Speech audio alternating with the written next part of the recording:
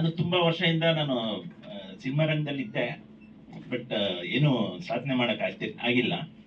So 2007 ನಾನು ಏನೋ ಮಾಡಬೇಕು ಅಂತ ಹೇಳ್ಬಿಟ್ಟು ಒಂದು ಸಿನಿಮಾ ಮಾಡೋಣ ಅಂತ ರಿಜಿಸ್ಟರ್ ಮಾಡ್ಕೊಂಡೆ. ನಾನು ಅವತ್ತು ನಾನು ಮಾಡ್ಲಿಕ್ಕಾಗಿಲ್ಲ, ಅವತ್ತಿಂದ ಇದುವರೆಗೂ ಮಾಡ್ಲಿಕ್ಕಾಗಿಲ್ಲ.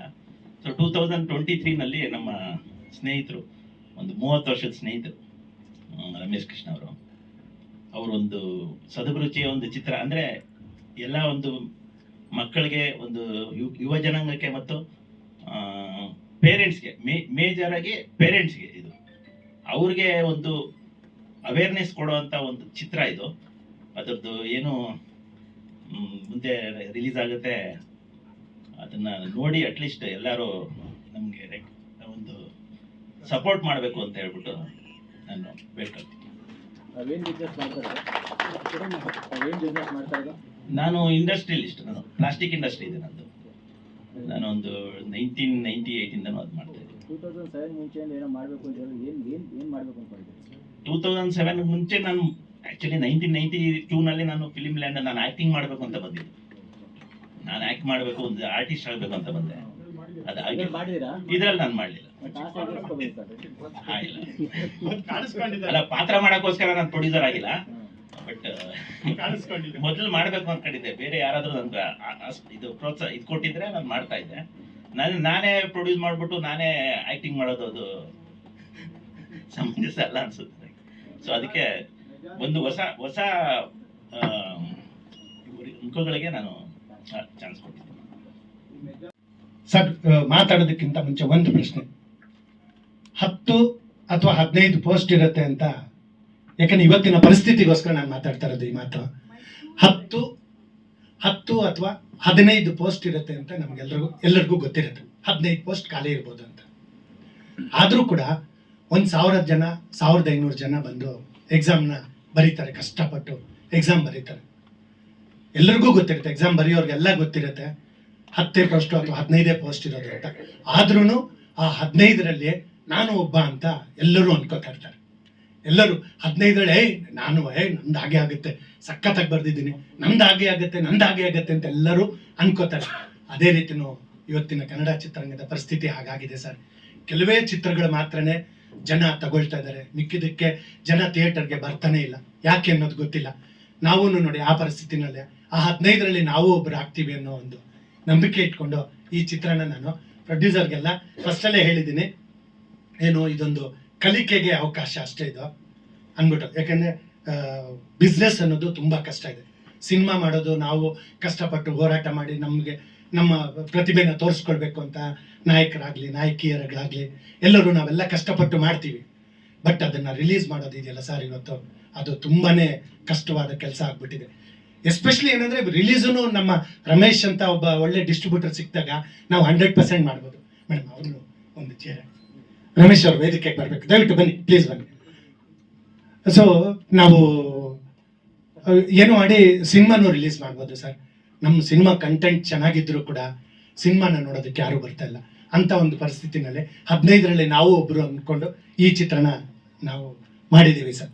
ನಾವೆಲ್ಲ ಏನಂದ್ರೆ ಚಿಕ್ಕ ವಯಸ್ಸಿಂದ ಸಿನಿಮಾನೇ ಹುಚ್ಚು. ಸಿನಿಮಾ ಅಂದ್ರೆ ಆ ಥಿಯೇಟ್ರು, ಆ ಗೋಜಲು, ಆ ಸದ್ದು ಗದ್ದಲ, ಅದನ್ನ ಎಂಜಾಯ್ ಮಾಡ್ಕೊಂಡು ನಾವೆಲ್ಲ ಸಿನಿಮಾಗಳು ನೋಡ್ಕೊಂಡು ಬಂದಿರೋದು. ಸೊ ಇವತ್ತು ಆ ಪರಿಸ್ಥಿತಿ ಕನ್ನಡ ಚಿತ್ರರಂಗದಲ್ಲಿ ಎಲ್ಲಿನೂ ಕಾಣಿಸ್ತಾ ಇಲ್ಲ ಸರ್. ನಾನು ಎಲ್ಲೋ ಒಂದ್ ಕಡೆ ಇದನ್ನ ನಾನು ಮನವಿ ಮಾಡ್ಕೊಳ್ತಾ ಇದ್ದೀನಿ. ಕನ್ನಡ ಚಿತ್ರರಂಗದ ದಿಗ್ಗಜರೆಲ್ಲ ಖಂಡಿತವಾಗ್ಲೂ ಒಂದಾಗ್ತಾರೆ ಅಂತ ಒಂದು ನಂಬಿಕೆ ನನಗಿದೆ. ಒಂದಾಗಿ ಇದಕ್ಕೇನೋ ಒಂದು ಕರೆಕ್ಟ್ ಸೊಲ್ಯೂಷನ್ನ ಕಂಡುಕೊಂಡು ಮತ್ತೆ ಜನಗಳು ಥಿಯೇಟರ್ನ ಹತ್ರ ಮುಖ ಮಾಡುವಂತೆ ನಮ್ಮ ಎಲ್ಲ ಕನ್ನಡ ಚಿತ್ರರಂಗದ ದಿಗ್ಗಜರು ಮಾಡ್ತಾರೆ ಅನ್ನೋ ಒಂದು ಭರವಸೆ ನಂಬಿಕೆ ನಾವೆಲ್ಲರೂ ಇಟ್ಕೊಂಡಿದ್ದೀವಿ ಸರ್. ಯಾಕಂದ್ರೆ ಇವತ್ತು ಆ ಒಂದು ಕೆಲಸ ಶೀಘ್ರದಲ್ಲೇ ಆಗ್ಬೇಕು. ಯಾಕಂದ್ರೆ ಕಂಟೆಂಟ್ ಚೆನ್ನಾಗಿರ್ಬೋದು, ಇನ್ನೂ ಚೆನ್ನಾಗಿ. ಇವಾಗ ನಾನು ಹೇಳ್ದಂಗೆ ನಮ್ದು ಕಂಟೆಂಟ್ ಚೆನ್ನಾಗಿದ್ರೇನು 15ರಲ್ಲಿ ಒಬ್ಬ ಅಷ್ಟೇ. ನಾನು ಎಲ್ಲೂ ಯಾರ ಹತ್ರನೂ ಬಂದ್ಬಿಟ್ಟು ಸರ್ ನನ್ನ ಸಿನಿಮಾ ಹಂಗ್ ಸರ್ ಹಿಂಗ್ ಸರ್ ಅವೆಲ್ಲ ಮಾತಾಡೋದಕ್ಕೆ ಆಗ್ತಾನೆ ಇಲ್ಲ ಪರಿಸ್ಥಿತಿ. ಎಸ್ಪೆಷಲಿ ನಾವೆಲ್ಲ ಚಿಕ್ಕ ಸಿನಿಮಾಗಳನ್ನ ಮಾಡ್ತಾ ಇದೀವಿ. ಅಂದ್ರೆ ದೊಡ್ಡ ಸ್ಕೇಲಲ್ಲಿ ದೊಡ್ಡ ಸ್ಟಾರ್ನ ಇಟ್ಕೊಂಡು ನಾವು ಮಾಡ್ತಾ ಇಲ್ಲ. ಸೊ ಹಾಗಾಗಿ ನಮ್ಮಂಥವ್ರಿಗೆ, ಸೊ ಎಲ್ಲ ದಿಗ್ಗಜರು ಸೇರಿ ಇದಕ್ಕೆ ಒಂದು ಕರೆಕ್ಟ್ ಸೊಲ್ಯೂಷನ್ ಕಂಡು ಇಟ್ಕೋತಾನೆ ಅನ್ನೋ ಒಂದು ಭರವಸೆ ನಂಬಿಕೆ ಖಂಡಿತವಾಗ್ಲೂ ನಾವು ಇಟ್ಕೊಂಡಿದ್ದೀವಿ ಸರ್. ಇವನ್ ಒಂದು ಬೋಂಡ ವ್ಯಾಪಾರ ಮಾಡೋರು ಕೂಡ ಅವ್ನಿಗೆ ವ್ಯಾಪಾರ ಮಾಡೋದು ಗೊತ್ತಿಲ್ಲದೆ ಇದ್ರೆ, ಅದನ್ನ ಮಾರ್ಕೆಟಿಂಗ್ ಮಾಡಕ್ ಗೊತ್ತಿಲ್ಲದೆ ಇದ್ರೆ 100% ಅವ್ನು ಸೋಲ್ತಾನೆ. ಒಂದು ಬೋಂಡ ವ್ಯಾಪಾರಿ ಕೂಡ ಅವನು ಮುಚ್ಕೊಂಡು ಹೋಗ್ಬೇಕು. ಎಷ್ಟೋ ಜನ ನಾನು ನೋಡಿದ್ದೀನಿ. ಅಂಥದ್ದು ಸಿನಿಮಾ ಸರ್. ಇದು ಯಾರ್ಯಾರೋ ಏನನ್ನೋ ಬಂದ್ಬಿಟ್ಟು ಇಲ್ಲಿ ಮಾಡ್ಬಿಡೋದಕ್ಕೆ ಖಂಡಿತವಾಗ್ಲೂ ಆಗೋದಿಲ್ಲ. ಸಿನಿಮಾ ಅನ್ನೋದು ಅದು ಒಂದು ದೊಡ್ಡ ಮಾಧ್ಯಮ, ದೊಡ್ಡ ಇಂಡಸ್ಟ್ರಿ ಸಿನಿಮಾ ಅನ್ನೋದು. ಯಾಕಂದ್ರೆ ಸಿನಿಮಾ ಅನ್ನೋದು ನಮ್ಮ ರಕ್ತದಲ್ಲೇ ಹರಿತಾ ಇರೋದ್ರಿಂದ ಹೇಳ್ತಾರೆ ಮಾತಿದು.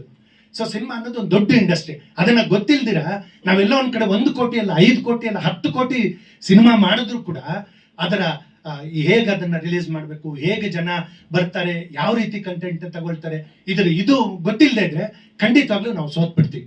ಯಾರೋ ಒಬ್ಬ ಡೈರೆಕ್ಟರ್ ಬಂದು, ಸರ್ ನೋಡಿ ಸರ್ ಸಿನಿಮಾ ಮಾಡೋಣ ಸರ್, KGF ತರ ಆಗತ್ತೆ,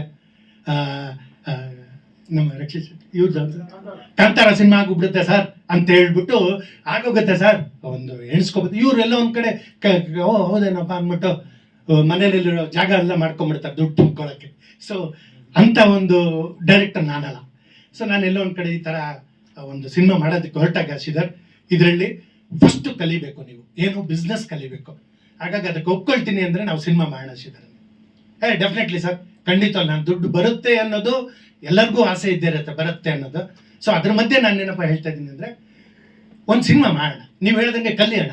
ಸೊ ಇದರಲ್ಲಿ ನಮಗೆ ಕರೆಕ್ಟ್ ಪಾಠ ಆಯ್ತು ಅಂದ್ರೆ ಖಂಡಿತವಾಗ್ಲೂ ಮುಂದುವರ್ಸ್ಕೊಂಡು ಹೋಗೋಣ ಅಂತ ಹೇಳ್ಬಿಟ್ಟು ಅವ್ರು ಬಂದಿರೋದು ಅಷ್ಟೇ. ಅದೇ ಹೀರೋ ಇರ್ತಾನೆ, ಅದೇ ಹೀರೋಯಿನ್ ಇರ್ತಾಳೆ, ಅದೇ ದ್ವೇಷ ಇರುತ್ತೆ, ಅದೇ ವಿಲನ್ಸ್ ಇರ್ತಾರೆ, ಅದೇ ಮರಡರ್ಗಳು, ಅದೇ ಏನು ನಾವೇನು ಸಾಂಗು ಇವತ್ತು ಸಾಂಗ್ ಹಾಕ್ದೆ, ಸಾಂಗು ಸರ್ ತುಂಬಾ ಚೆನ್ನಾಗಿದೆ ಒನ್ಸ್ ಮೋರ್ ಅಂತ ಹೇಳಿದ್ರು. ಒನ್ಸ್ ಮೋರ್ ಕೇಳ್ಬೋದು ಅಂದ್ರು ಅವರು ಸೀನಿಯರ್ ಎಡಿಟರು ಸರ್. ಅಂಥವ್ರ ಬಯಲ್ಲ ಮಾತು ನಾನು ಕೇಳಿದಾಗ ಐ ಆಮ್ ವೆರಿ ಹ್ಯಾಪಿ. ಯಾಕಂದ್ರೆ ನನ್ನ ಮೆಲ್ಲುಸುರೆ ಸಾವಿಗೆ ಸಿನಿಮಾನ ನೋಡ್ಬಿಟ್ಟು ಸರ್ ನನಗೆ ಒಳ್ಳೆ ರಿವ್ಯೂ ಕೊಟ್ಟಿದ್ರು. ಯಾಕಂದ್ರೆ ಅದೊಂದು ನಾನು ಸದ್ಗುರುಚಿ ಚಿತ್ರ ಮಾಡಿದ್ದೆ ಆಗ. ಸೊ ಏನಾದ್ರೂ ಒಂದು ಚಿಕ್ಕ ಡಿಫ್ರೆಂಟ್ ಆಗಿರುವಂತ ಒಂದು ಇದನ್ನ ಹೇಳ್ಬೇಕು ಅಂತ